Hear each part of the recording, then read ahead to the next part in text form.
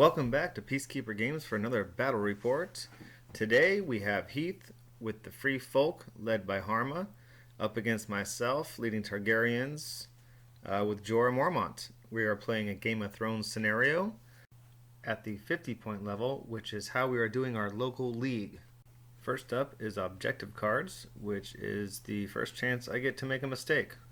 I believe what I was thinking was to let a cutthroat unit or blackguard unit hang back while the rest of the horde descends. But in any case, here we are with the tokens and the effects. As you can see, the Vicious and Sundering hanging out in the corner, completely useless, which, as you will soon see, for some reason, was my favorite token. Also to note that I won the roll, and I chose to pick sides, and I chose to pick this side. I don't know what I was thinking. I think I had a plan, as I said, with take a couple tokens, use the terrain to block Heath from getting to me, while I use the Dothraki to destroy his units that are worth points. Speaking of terrain, here is the terrain setup. We do random terrain, D3 plus 3, turned out to be 6. We have 3 copies of Palisades and 2 spikes, and a weirwood tree in the center. The way we do it in our league is whoever picks terrain first rolls the random generator and places it right away, and then the next player goes, the other player goes. We don't make a pool. We also re-roll when we roll 7 instead of choosing. And as you can see, the board, which I forgot to mention earlier, is a 6x4 board for the 50-point level. Hopping into deployment, as the veterans are already aware, I have to deploy first because I pick sides, which is a double negative because Heath out-activates me. So he got to see where I place things while he just stuck raiders out there, and ended up being as follows. We have the 3 raiders to the top left, 2 giants next to them in the center, spearwives with the skin changer bannerman and Harma there in the middle, 3 more raiders to Harma's right, and then dwellers top right. We have cutthroats bottom left, screamers next to them, Jorah with his vets in the center with cutthroats and screamers right next to him, and bottom right in the corner is the blackguard.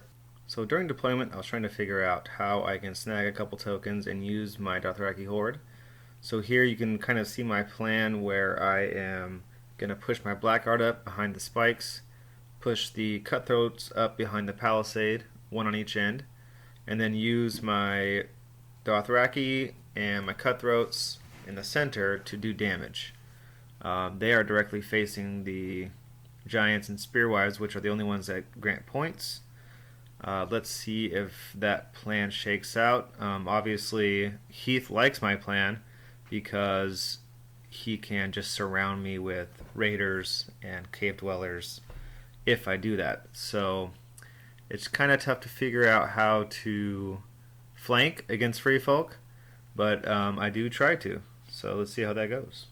Start of the round, Heath plays Force March and pushes those top right cave dwellers down towards the center of the board. So Heath gave me turn 1. I start out with Unstoppable Advance, and I attach that to my blackguard. I then activate Jaqen H'ghar, take the maneuver zone. I roll for Jaqen, and I only get a 3, targeting Harma unit. And then my free maneuver goes to those blackguard that I just pumped up with speed. Heath is up, Styre to the bags to heal the wound I dealt, and attach Styre to my center positioned cutthroats. Back to me, activating Illyrio, grabbing the letters, taking the 2 cards, and panicking Harma's unit. Heath then grabs the crown zone with Craster, giving my cutthroats a panic test at -1, and I roll the worst roll you possibly can. My go, I simply march up those blackguard to snag that token, giving him 1 less hand size. Heath does the same with our raider unit, enabling him to land on the draw a card objective. I do the same with my bottom left cutthroats, grabbing that Sundering and Vicious token. So skipping all the rest of the turns because they're just movement based, here is the snapshot of the end of round 1, and the entire Free Folk army basically moved up, marched up at the same speed. The dwellers are a little bit ahead. And as you can see on my side, I have somehow split everyone up. I sent the left screamers even more left to scoop past that palisade up the flank. I put my veterans more left to support that left flank. And then my other screamers I went right towards the blackguard. So they're just all over the place. I am already going against my initial plan of keeping the Dothraki together as a horde type mass of death. Instead, they are all spread out. Meanwhile, Heath is sipping on margaritas with an umbrella, watching my cutthroats disappear from panic checks and Styre. Start of round 2, and we have another forced march to the raiders right next to the cave dwellers on the top right. They go right up to the palisade, and then Craster activates, and I Varus him successfully, but he still takes the maneuver zone so that Harma can bring that forced march back to the hand. My turn, and Jockin takes the letters. He gives me 2 cards and a panic token to the far left raiders, as well as rolling a 2 and missing Harma and her attachments in the Spearwives. Then the center raiders next door to Harma move up 5 inches. Start of my turn, another unstoppable advance. I'm putting it on the far left screamer unit that is sneaking by the palisades on the left flank. I activate Varus and take the wealth zone, but I replace it with Blood of the Dragon, giving me condition token abilities when I make successful charges, and also giving a unit a free maneuver or retreat. I choose the far left screamers I just pumped up for the free maneuver. Heath activates Styre. I use a little bird and fail. He chooses the crown zone, panic tests the center cutthroats again, which I fail again, and he also attaches Styre to them. All I do is reposition the blackguard on my next turn, and then on Heath's next turn he does a maneuver with his raiders to retake the draw a card token. So on my go, my very far left screamers get the charge in. They already had a panic token on them, and they got to place a vulnerable because of Blood of the Dragon. After all said and done, as you can see Heath's dice here, he lost 11 wounds. So close, but not quite enough. Heath triggers Divergent Tactics and moves his third from the left raider unit up and closer to that screamers that just charged. On Heath's turn, raiders charge in and deal 1 hit. I don't save it. I also fail the panic test for a total of 3 wounds. I trigger a swift retreat and get my screamers out of dodge. You can see from this angle that my veterans are ready to pounce. They're going to maneuver up and then use their ranged attack. Here's the hits here. Every single dice hit. And then the defense dice, he has 1 save, so 6 wounds. Panic test is a fail, so 2 more, total of 8 wounds. The veterans then use their order to charge in with charging volley. Make the charge, position to the left 50%, and then dice with rerolls is every hit. So I only rolled 7 on accident, but that'll be enough. With the defense dice, the raiders are gone. I will then play Overrun and charge into that last wound of the raider unit and clear him out as well. The next 3 activations are the giant moving up and taking the center token for 2 points every round. The cutthroats hang out and scooch up just a little bit to claim the point from the token, and then the raiders on the very far right take out the palisade. We have a series of charges next with the screamers coming into the side of the giant, doing a total of only 1 wound even with vulnerable. And then the other giant comes in slamming into the side of the screamers. He does a total of 5 automatic wounds, and then I pass my panic tests in response. Next up is the cutthroats coming in to slam into that center giant again. They only have 1 rank left though, so they do absolutely nothing at all. Heath responds by shifting up his spear wives and doing a ranged attack. Altogether he has 4 hits, which I failed every one of them, but I got to pass my panic test. I use Swift Retreat for those screamers in the middle in response, but I only roll a 2 and back up 7 inches. On my turn, I use Illyrio's Replace effect and remove the activation token from the far left screamers. On Heath's turn, he used Swift Advance on those far left raiders to get away from that reactivated cavalry, slam into the rest of my cutthroats, and finish them off. I move my far left cavalry forward. That's all I can do with their extra activation. At the end of the round, the giant takes 2 wounds for failing the panic test due to the panic token, and then I roll a 1 on my heal for the D3 on the center close screamers that retreated. Here is the snapshot at the end of round 2, and as you can see, my attack on the left flank is going successfully, but the problem is it's not liquidating fast enough, and the cutthroats are stuck way in the corner there in the bottom left. They should have abandoned that token and joined the party. Heath, on the other hand, continues to enjoy his margarita with soaking up 2 points in the center and that extra draw card in the top right there that he keeps moving off of and on to gain more cards. On to round 3. Beginning of the round, Heath does a forced march again 3 times in a row. On my first turn, I do Jock and Nagar in the maneuver zone to turn the black guard towards the cave dwellers, and also roll for Jockin, once again only doing a wound to Harma's unit. I really wish 4 was something a little better than a wound. Ouch. The giant on the center token charges in, taking care of those screamers, then maneuvers back up towards the center. On my turn, Illyrio takes the letters, gives me 2 cards, and puts another condition token on Harma's unit. My veterans are up next. They're going to shoot first and then charge in. We're going to wipe that raider unit, and then we will reposition with our Surge 4th away from the giants, which I think is a mistake. The screamers on the left side try to charge in and fail. They pass their panic test though, triggering bravery in the face of death, allowing a heal. And then the raiders maneuver in the top right corner by that draw card objective. Then the blackguard charge in, deals some wounds, panic test is passed, and then they get a free retreat with hit and run. Styre then takes the attack zone. Varys successfully blocks Styre's ability. The free attack goes to the spear wives for a ranged attack. I lose 4 models to the attack, but then I pass my panic test, which then triggers another bravery in the face of death, allowing a heal to my veterans. Next up, we have Varys taking the wealth zone for another heal of 3 wounds to the veterans. The raiders on the top right just maneuver. The cutthroats stay still for claiming that point. And then Craster takes the crown zone to draw 2 cards and heal 1. And then on his next extra activation, he plays Surrounded and Exposed. Does a charge with the Cave Dwellers to the Blackguard. Successfully get in. After rolls and rerolls, 1 hit because of the weaken token. And I block it with a 6, so no panic test.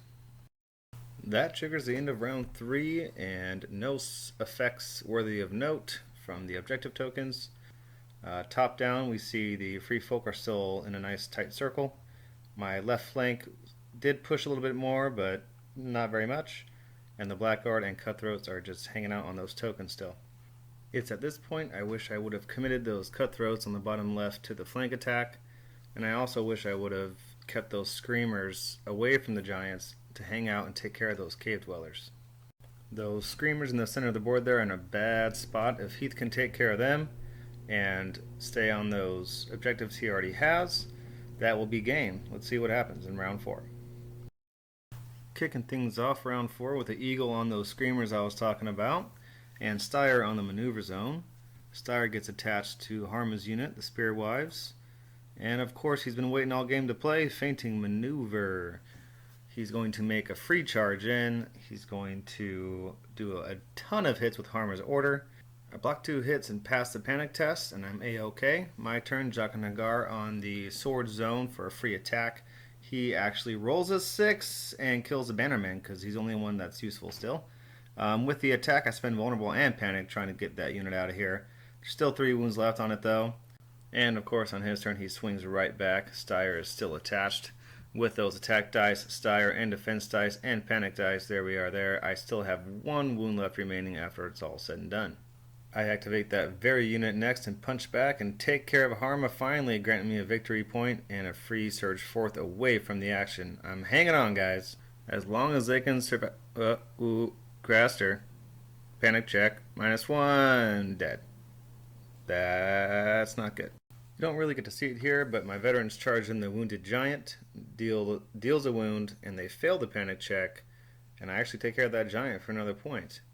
Later on I talk about should have went for the other one, but anyways, The Raiders on the right charge into the Blackguard, do some damage. The Illyrio takes the letters. And then we have the Blackguard are weakened. The Cave Dwellers are weakened, sorry. The Raiders do their shenanigans again to draw more cards. And the Cutthroats do absolutely nothing again all game, soaking up another point. The Raiders activate and attack and do some hits with weakened. The Blackguard are still holding strong, only suffering 2 wounds. So they will get to score that point as well. And then here's me pointing out the shenanigans of the free card draw again. Final score 9-12, Harma wins. I'm bringing back the top down after round 3 because I did not get one after round 4. But it also lets me talk about my mistakes that I think I made. So here at the beginning of round 4, this is what the board looks like. And what I did was try to take out Harma's unit. She charged me first, but what I could have done is maybe focus my attack on that center giant, just so that he couldn't score those 2 points and prolong the game. As I talked about earlier, those Cutthroats were serving no purpose but soaking up a point, so they did score me 3 points, which I guess for 5 points out of 50 isn't bad. But those duo giants in the center there were insane. Took out my Screamers that I tried to do some damage with, and I just kind of avoided them. And then by the time I realized I needed to do something, it was too late. So the main mistakes were Cutthroats should have joined the party. The Screamers that died in the center should have not charged the giants alone. They went in there with the Cutthroats that were almost dead, and together they did nothing. Blackguard kind of served their purpose. Once again, soaking up points, 3 points for a 6-point combat unit. They didn't kill anything, but that wasn't the plan for them. Couple mistakes, learned a lot, absolutely fun, super fun game, 50 points, highly recommended. I hope you guys like the pictures better than the shaky cam video, and just so everyone knows, this is part of a longer podcast and video that is way more in-depth. Heath and I do a pre-game chat, thoughts and strategy. I have Brett and John join me for mine. Heath does it on his own. And then we have the battle report, and then we have the post-after game thoughts from Heath and I together. So if you want to check that video out, it's a little bit longer, but you get a lot more juicy information. We will also be putting that longer one into podcast form, and what we're going to do with that is John, Brett, and I will be watching the bat rep video while we make snarky remarks, or maybe hopefully insightful ones. And then that way, as a listener, you can listen to the podcast and get a good feel of what's going on, what happened, and what we learned. But you could also listen to the podcast while watching the video, so you get the pregame thoughts, and then we're going to have a 3, 2, 1 countdown, and you hit play on the video, and you can listen to us while the video is going. So you can either have the video volume on, or you can have both volumes on, or maybe you just want to listen to us and watch the video. But it's a new way I'm trying out of doing an intertwining podcast and battle report combination. I hope you guys like it. Thanks so much for tuning in, liking, and subscribing. The more you guys do that, the more motivated and inspired I am to make more content. So thank you very much. Thanks again for tuning in and remembering to keep the peace.